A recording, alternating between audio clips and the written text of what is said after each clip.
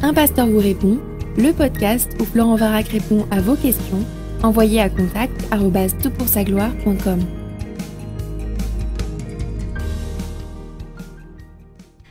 La question est posée. Bonjour Florent, tout d'abord merci pour tous tes podcasts qui sont une bénédiction. Voici ma question. Le vaccin Covid-19 et le passeport sanitaire sont-ils les prémices de la marque de la bête d'Apocalypse 13, 16 à 17 ? Car si le vaccin devient obligatoire, ceux qui ne se feront pas vacciner et qui n'auront donc pas le passeport ne pourront plus exercer certains métiers et ne plus aller dans certains lieux. Sachant que la marque se fera sur la main ou sur le front et que le passeport est en papier, on peut penser que plus tard, ce même passeport sera sous-cutané. N'est-ce pas là la description de la marque de la bête ? Bon, mais ce qui me dérange, c'est que la marque de la bête est une marque d'adoration, ce qui n'est pas le cas du passeport sanitaire. Sois richement béni. Fin de la question, et je suis richement béni en Christ. Au-delà de tout mérite et de toute mesure, je te remercie pour ta salutation. Merci pour ta question, elle est d'actualité. Je sais qu'il y a des personnes qui sont profondément inquiètes de l'évolution non seulement de la situation sanitaire, mais également des mesures qui sont mises en place avec la perspective que petit à petit, la bête gagnerait du terrain et que les chrétiens devraient s'en méfier. Alors, le plus simple, c'est de commencer avec le texte biblique. Apocalypse chapitre 13 nous dit ceci, à partir du verset 11. « Puis je vis monter de la terre une autre bête », entre parenthèses une seconde par rapport à ce qui est décrit dans la première partie d'Apocalypse 13. Elle avait 2 cornes, semblables à celles d'un agneau, et elle parlait comme un dragon.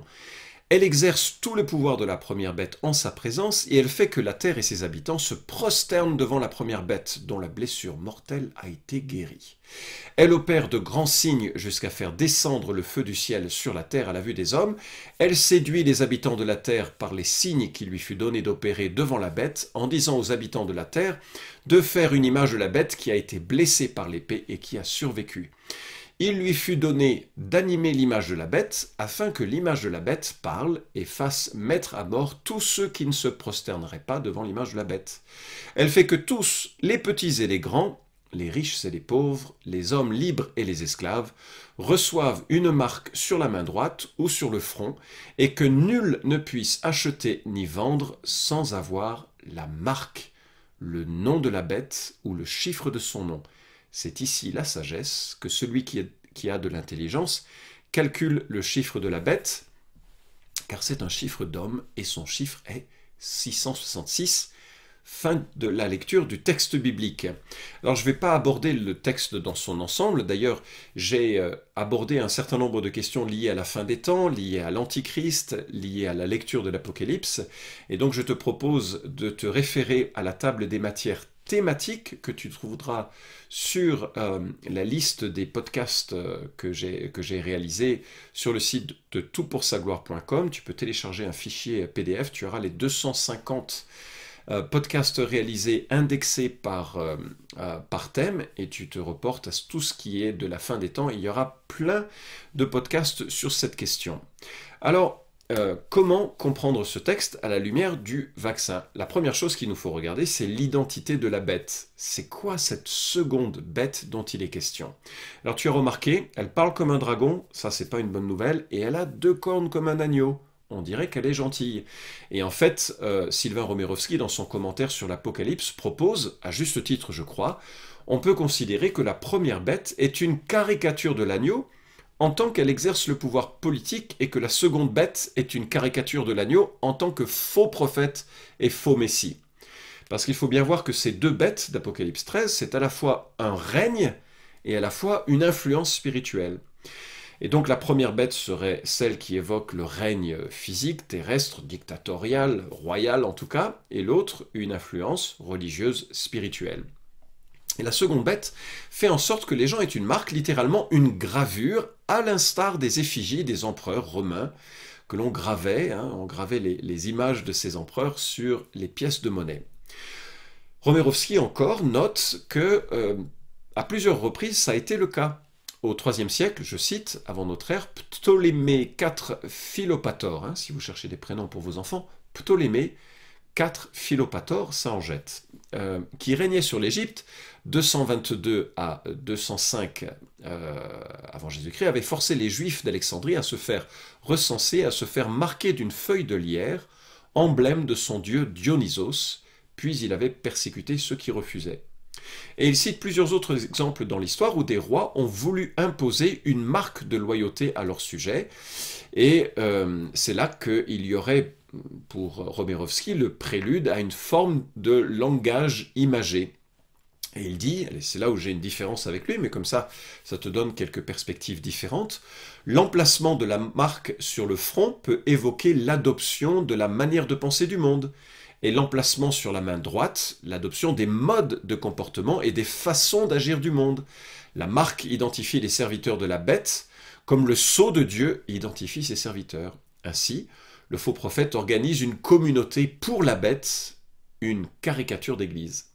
Donc dans la perspective qui est proposée par Romerovski, il ne faut pas forcément y voir une marque concrète, mais plutôt des comportements qui marquent finalement l'appartenance à un monde de l'Antichrist, à un monde de l'opposition au monde de Jésus. Alors personnellement, moi je penche pour un personnage historique, pour deux personnages historiques futurs, que l'on retrouvera annoncés par Apocalypse chapitre 13, d'un côté un leader politique, flanqué, on pourrait dire, par un leader religieux, qui va effectivement imposer une marque, un peu comme nous avions dans le temps passé prophétisé par Daniel, Antioche IV Épiphane, ça c'était la prophétie de Daniel, qui réalise, Antioche IV Épiphane, l'abomination de la dévastation en profanant le sanctuaire, accompagné d'un faux prophète, Ménélos. Et je pense que ce couple diabolique, qui voulait vraiment vider le judaïsme de sa substance spirituelle, se reproduira à la fin des temps par un couple de cette nature. C'est d'ailleurs le point de repère que Jésus évoque en Matthieu chapitre 24, verset 15, où il dit « Lorsque le lecteur verra l'abomination de la désolation dans le lieu saint, etc. » Il continue. Et à mon sens, ce n'est pas un acte réalisé dans l'histoire, donc c'est un acte futur. Et je reprends en cela ce que MacArthur propose, et j'arriverai lentement maintenant sur la réponse plus précise à ta question. L'empire de l'Antéchrist, écrit MacArthur, exercera un contrôle économique strict sur le monde. La nourriture, les vêtements, les fournitures médicales et les autres choses essentielles à la vie qui pourraient être en demande sur notre terre dévastée, frappée du jugement de Dieu, seront impossibles à obtenir pour ceux qui ne porteront pas cette marque. Les devises disparaîtront probablement afin d'être remplacées par un crédit contrôlier. Au lieu de cartes de crédit qui peuvent se perdre, les gens porteront une marque, peut-être un code-barre, sur le front ou la main. Pour identifier les gens, on leur balayera le front ou la main à l'aide d'un appareil relié à un système informatique central. La vie sous les gouvernements totalitaires qui existent de nos jours nous donne un petit aperçu de ce qui nous attend.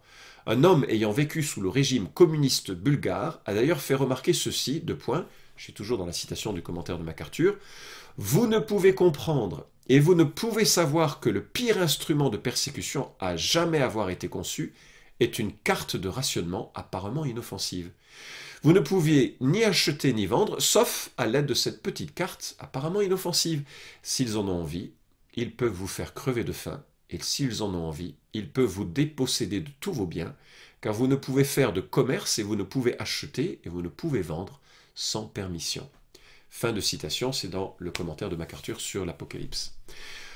Bon, on a parcouru plein d'options. Est-ce que ce sera une influence spirituelle générale telle qu'elle peut exister déjà maintenant ? Auquel cas, il existe plein de marques de la bête quelque part visibles, lorsque les chrétiens notamment compromettent avec le monde, ou lorsque plutôt des gens étrangers à l'Église se font passer pour des chrétiens, mais en fait restent dans ce monde et auraient en quelque sorte, de par leur pensée, de par leur mode de vie, la marque de la bête. Ou bien, la marque de la bête est, et c'est ma conviction, quelque chose de futur.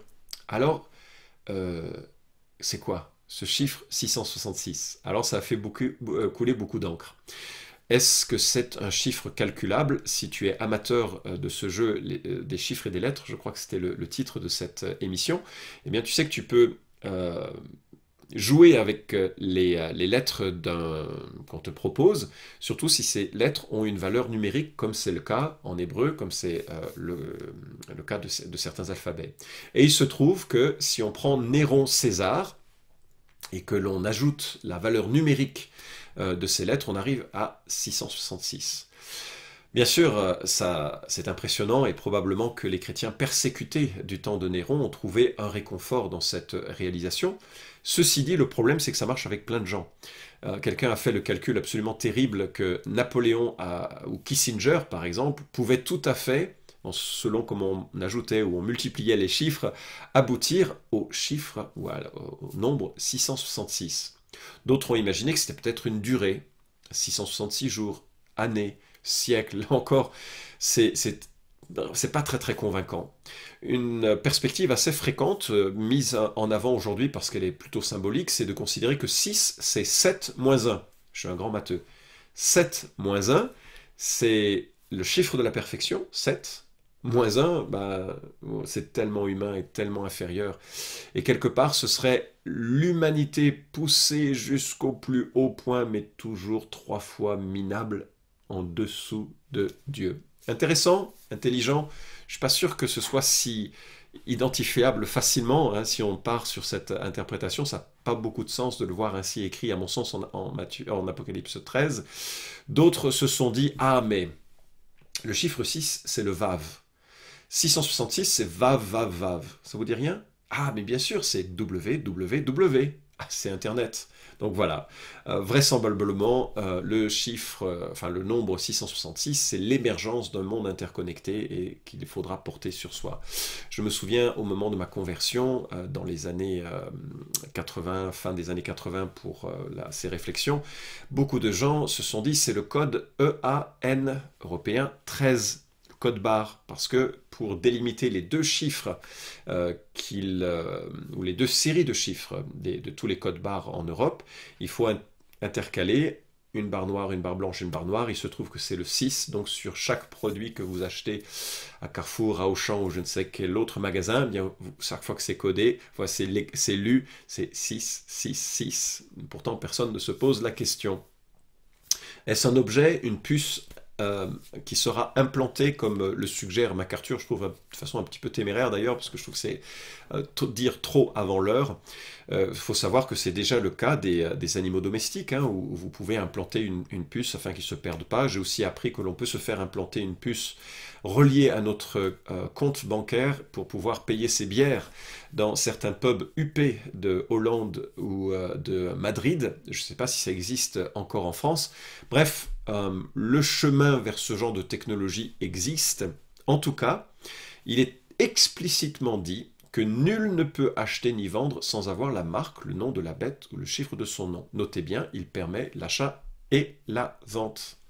Donc, est-ce que le vaccin permet l'achat et la vente? La réponse est catégoriquement non. Alors j'ai un gendre qui fait des études de théologie aux États-Unis et qui m'a dit « Oh, tu sais pas ce qu'il faut faire. Tu prends un gant et tu insères à l'intérieur ta carte bancaire sans contact et puis tu vas avec un copain et puis tu vas acheter du pain et puis tu mets ta main sur le lecteur, pour faire une blague, hein, tu mets une main sur le lecteur de carte bancaire et tu dis « Ah là là, depuis que j'ai le vaccin, qu'est-ce que c'est facile de payer juste pour voir la tête qui fera. » Mais ça c'est une blague, très certainement de mauvais goût, mais moi j'ai beaucoup aimé. En tout cas, il est absolument clair que ce vaccin n'a rien de la marque de la bête. Il ne te pousse à adopter aucun système de pensée, aucun dieu à adorer, et ne te permet pas d'acheter ni de vendre. Donc ce n'est pas la marque de la bête. Je ne parle pas ici de la valeur médicale du vaccin ou pas, je suis incompétent pour en parler, mais je veux juste observer, ce n'est pas la marque de la bête. Tu parles également de la notion de passeport sanitaire. À mon avis, ce serait effectivement très regrettable d'en arriver là, mais il faut réaliser que ce n'est pas nouveau. Je voyage beaucoup dans les pays d'Afrique francophone, et à chaque fois que je traverse les frontières de l'Afrique centrale, d'un quelconque pays d'Afrique centrale, il faut que je monte une carte jaune qui établit que j'ai été vacciné à l'encontre de la fièvre jaune. Sans cette carte, je ne peux pas rentrer dans ce pays et je ne peux pas sortir de ce pays. Donc ça existe déjà pour certaines maladies. Et j'ai dû me faire vacciner pour cela. Ça me donne une forme de passeport sanitaire. Et c'est la réalité. Et ça n'a pas ce n'est pas l'adoption d'un système. On peut le regretter, on peut en parler, ou on peut au contraire en être heureux parce que ça permet la non-dissémination de certaines maladies. mais c'est une réalité qui existe déjà et que personne n'a vue en termes de système d'antichrist. Tu parles également d'un passeport sous-cutané, pardon. Et j'ai effectivement lu des brevets déposés par le MIT, Massachusetts Institute of Technology, qui permettrait un micro-tatouage pour donner un historique de la santé de l'individu. Que l'on estime ce fichage inacceptable pour des raisons éthiques, c'est tout à fait louable, qu'on soit contre, on a le droit de l'être, mais ce n'est pas la marque de la bête. Maintenant, ce que je voudrais relever, c'est que je trouve que nous sommes, en tant que chrétiens, des gens qui sommes très peureux finalement. Parce que... enfin, je dis nous de façon très générique, mais il faut bien réaliser que rien dans notre corps ne peut nous être injecté qui puisse affecter notre âme. Jésus nous dit, en Jean chapitre 10, versets 27 à 29, « Mes brebis entendent ma voix, moi je les connais, elles me suivent, je leur donne la vie éternelle, elles ne périront jamais. » Personne ne les arrachera de ma main. Mon Père qui me les a donnés est plus grand que tous et personne ne peut les arracher de la main du Père. C'est pas en balançant un produit dans nos veines que l'on perd notre association à la personne de Christ. Et alors surtout si, dans un contexte de cette pandémie, c'est quelque chose qui nous est injecté à des fins médicales. Encore une fois, je ne parle pas ici de sa pertinence. Il faut vraiment voir que depuis des années et des années et des années, il y a toujours cette tentation de lire l'actualité à la lumière des prophéties bibliques. Mais moi, je vous propose plutôt de regarder à quel point le Seigneur nous mandate pendant cette période de vie qui est la nôtre à faire des disciples, à proclamer l'amour de Jésus-Christ, à vivre en témoin et en montrant notre pleine confiance dans la souveraineté de Dieu. Et c'est vrai, en priant aussi que lorsque les jours difficiles viendront, nous soyons solides et fermes pour demeurer des adorateurs de Jésus-Christ en pleine conscience et avec détermination absolue, sans compromettre le moins du monde, avec peut-être ce qui vient prochainement, qui est une forme de contrôle d'un État et d'une économie et d'une religion, qui imposera aux hommes et aux femmes d'adorer un autre Dieu que celui que nous aimons. Ça peut arriver dans les années à venir, mais tant que ce n'est pas là, je trouve qu'il y a une lecture un peu trop systématique des événements de l'actualité pour essayer de les faire coller avec les prophéties bibliques. Il n'y a pas si longtemps que ça, quelqu'un m'a envoyé toute une série de démonstrations que l'État islamique, c'était l'Antichrist. Auparavant, c'était tel royaume, tel événement. En fait, on est bombardé de cette... Et c'est souvent issu de commerce un peu de la peur et de l'anxiété. Dieu règne, l'épidémie qui nous arrive et la gestion complexe de cette situation est aussi sous son contrôle. Nous pouvons saisir cette opportunité pour parler de paix, de confiance. Notre Dieu règne au-delà de la vie et de la mort. Ça doit être notre message principal. Quant au jour et à l'heure, c'est pour bientôt. Pour bientôt, ça veut dire peut-être à la fin de ce podcast, ça peut être dans 10 ans, dans 100 ans. Matthieu 25, 13 nous dit « Veillez donc, puisque vous ne savez ni le jour ni l'heure ». L'idée, c'est de vivre chaque jour dans la perspective du retour de Christ. Luc 21, 36 « Veillez donc et priez en tout temps, afin que vous ayez la force d'échapper à tout ce qui doit arriver et de paraître debout devant le Fils de l'homme ». J'espère t'avoir rassuré. Le vaccin n'est pas la marque de la bête. Tu as par contre été très fine ou fin, je ne sais pas qui l'a posé comme question, dans la formulation, parce que tu dis, est-ce que c'est le prémisse de... Mais oui et non, tous les événements sont les prémices de quelque chose. Ce que j'observe, c'est qu'il y a une réponse globale qui pourrait donc précipiter la dimension globale de la gestion des problèmes. Et si un jour, et je trouve que c'est formidable, l'Europe a été un cadeau, en partie, mais quand même un cadeau de paix aux Européens qui se sont déchirés pendant des siècles.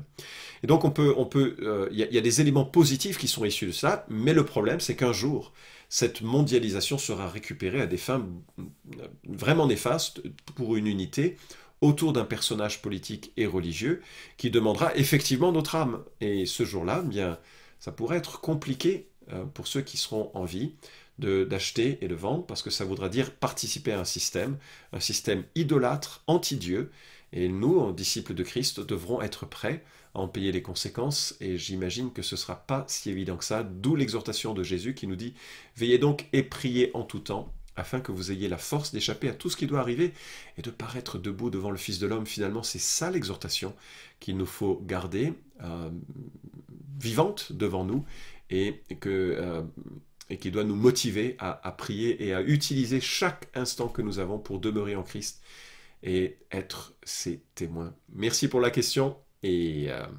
voilà quelques perspectives à méditer. Vous pouvez suivre cette chronique hebdomadaire Un pasteur vous répond sur SoundCloud, iTunes et Stitcher. Retrouvez les questions déjà traitées sur toutpoursagloire.com. Si vous aimez ce podcast, merci de le partager sur les réseaux sociaux et de laisser une note sur iTunes.